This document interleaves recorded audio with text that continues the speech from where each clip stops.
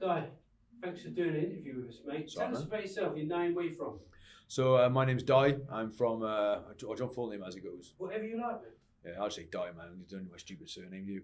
Yeah.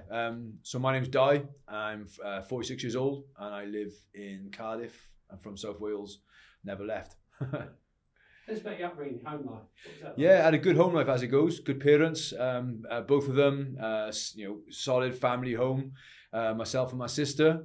My mother, very, very godly woman, took me to church, took me to all the kind of, the right kind of groups, tried to keep me out of trouble. My dad also went to church, pretty strict, had a bit of a kind of a relationship with my dad for a while. That's all dealt with now though. But to be honest with you, a lot of the issues I had were probably to do with me as much as they would do with him, because I was just a very angry kid, you know what I mean? And when there's anger in the home, then it can flare up, do you know what I mean? And I was just a very, very unpleasant kid at times, very mouthy, had a lot of rage, which I didn't really understand when I was younger, but didn't know how to divert that rage. So it ended up with a lot of things getting thrown, a lot of doors getting punched, walls getting punched, and a lot of self-hatred by the end as well, do you know what I mean? So home life was generally really happy, but internally I think I had a lot of issues I was probably contending with. I didn't really have the right outlet, or at least an outlet that I knew how to use, and it often came out badly, shall we say. What were some of the things you enjoyed at that age? What age was it you were sort of experiencing that stuff in your life? I would say probably when like puberty kicked in. Do you know what I mean? When I was like 15 years old, maybe. No, actually it's younger than that. When I was like 13 years old. Actually, no, man. Because I haven't thought about this, I've got to get it right now. Do you know, probably from the age of about 10 or 11, I started to get like quite angry. I think by the time I was a teenager, then it was really kind of raging. Do you know what I mean? I've got a lot of memories of what I was like back then. Lying to my parents, going out on the streets and causing trouble with my friends. Just like smashing things up. And just, I know, finding that smashing things up was a really legitimate outlet in my mind for like how I was feeling, but never feeling good afterwards. I would often like go out with the boys and do stupid things, and then go home and really regret that I'd done it, and also really kind of like hate myself for some of the things I'd done in those moments. So I didn't have a great deal of pride about the way I was living. I actually had a great deal of resentment about the way I was living, and I think I had this spiral of like the more stuff I did, which was the more rage, the more anger, the more selfishness. I ended up like not in probably petty crime really. I wouldn't have gone to prison for any of it, but I stole things, and I would vandalize things, and I even robbed from my own mother at one point. And so like I wasn't proud of that stuff. And I think by the age of about 14, 15, I could genuinely say I hated myself, if I'm honest. So that rebellious nature, or that something, that rage that was surfacing itself, did it express itself in positive ways, or was it just came out in this negative voice? I think the only way I would say that it expressed itself positively is I was a really ferociously loyal friend to my friends. So like, I didn't like it when people that I cared about were treated badly. And I always had a real sense of like, that's not right. And I've always been a very loyal friend. So I think that, yeah, I stuck by people, but which also meant that when I felt, that I was let down by people, I probably found that really hard because I didn't understand that, you know what I mean? So I had a small group of friends, and not all of them were good friends. I had one or two really close friends, who were faithful all the way through. But I think that loyalty is quite deeply embedded in me as well, so that's probably a positive thing that came out. Yeah, man. So looking back now as a 46-year-old to that period in your life, Yeah. what were some of the triggers? Like, was it you were trying to find your voice? Was it that you were trying to find your strength? Was it that there was a cause in you that wasn't being articulated? Was it stuff with your dad? What were some of those roots of this anger and this way it was being vented in your life? Yeah, I certainly don't think it was my dad. I think that everyone blames other people, and back then I probably thought it was him, but it wasn't at all. It was actually in me. I think there's a whole load of hormonal stuff going on, just all the testosterone surges. There's probably a whole load of stuff in my own head. I've always had quite a wild mind at times, and not knowing how to manage myself or even understand myself, not understanding things that might trigger me off a little bit. Might be partly to do with that. I think as well, and if I had to say what was at the root of it, even though I wouldn't have had the language to put this together like I do now, I think there was a lot of stuff that I felt really guilty about. The more and more things that I got involved in, the more and more things that I did.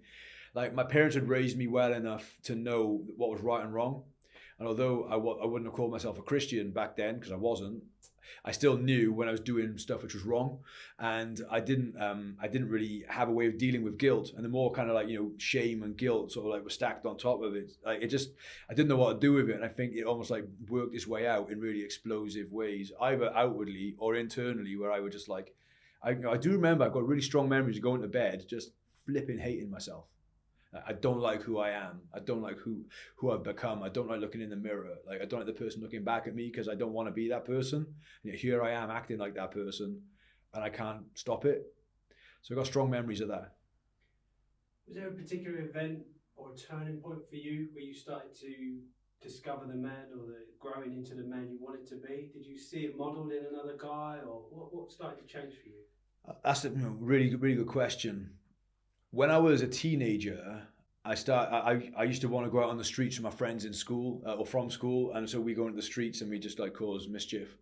But I'd lie to my parents about where I was going. I'd tell them that I was going to the local youth club, and it's weird how my conscience worked. I go to the youth club, I put one foot across the threshold so I could tell my mum and dad I went, and then I go out onto the streets and do whatever.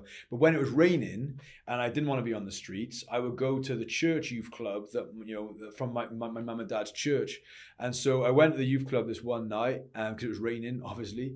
And one of the boys said, "Do you want to come on a Christian camp this summer?"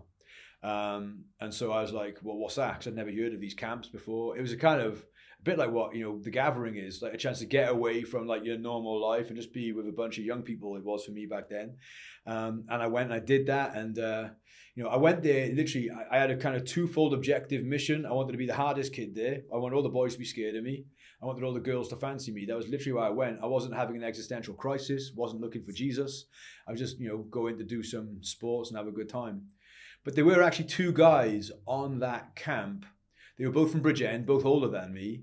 And they were just like proper legit guys. They were rugby players. They weren't namby-pamby. They were like, strong boys. They were, they were funny, but they were also incredibly warm-hearted. They accepted me for who I was. They're actually the two guys that started calling me Dai, which is the name that I go by now. Real name's David. But like they started like to befriend me, and I really saw in them, it's like, I kind of like those guys, and I like what they've got.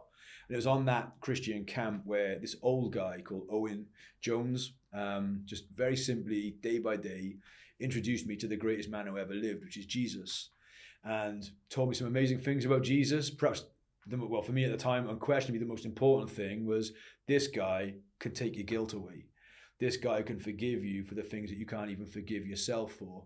The rage that you feel about yourself, he took that rage on the cross. Like he took the beating that you probably want to give yourself on the cross, so that you don't need to give yourself a beating anymore.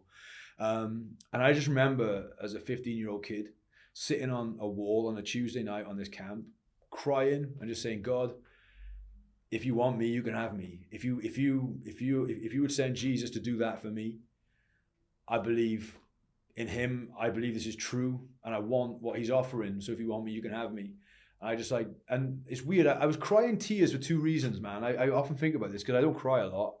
I cried because I was like facing up to some of the things I felt guilty about, and that's not nice to do. It was really like kind of emotional to do that.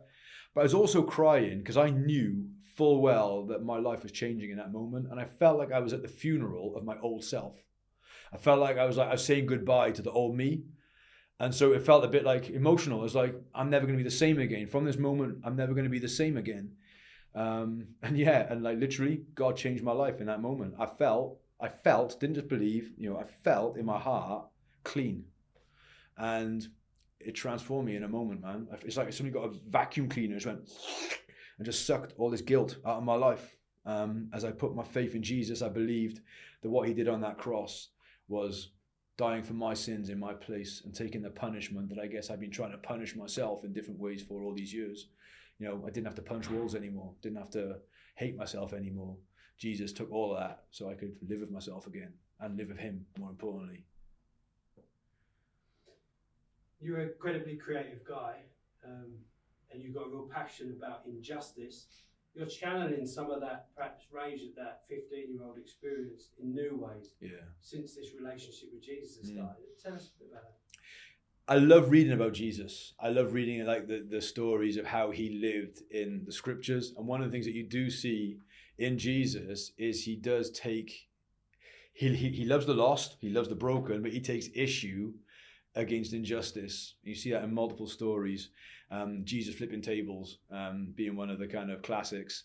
And I think and it didn't happen overnight, but what's happened to me over the years is I think the Lord has kindly given me channels to direct righteous anger down. So I do a lot of work with survivors of human trafficking and modern day slavery.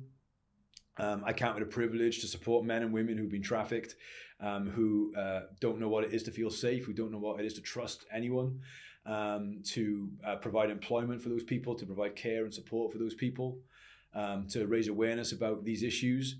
And I feel that, like, you know, amongst other things, you know, other adventures that Jesus has taken me on, I feel that like I've got somewhere to aim my righteous rage and like really rage against injustice, to rage against the issues of like human trafficking and modern slavery, to rage against inequality, to rage against poverty, those sorts of things that I think really break God's heart, to rage against racism. Wherever there's an injustice, I think it's right for God's people to feel angry. It's provided that anger doesn't lead you to sin, but rather it leads you to like godly action, to godly activity. And you know, there's a lot more that I do with my life than just the anti-slavery stuff, but I don't punch walls anymore, do you know what I mean? But I do pour a lot of time, passion, and energy into trying to pull down walls of oppression. What would you say to some guys, perhaps, that are watching this that feel like Christianity is it's not for them, or maybe for various reasons they're too dirty, their lives are too dirty, or they don't know enough, or they've got too many doubts? What would you say to a guy watching who maybe is feeling like that? I just think that, I understand any man who says that they think church or Jesus might not be for them.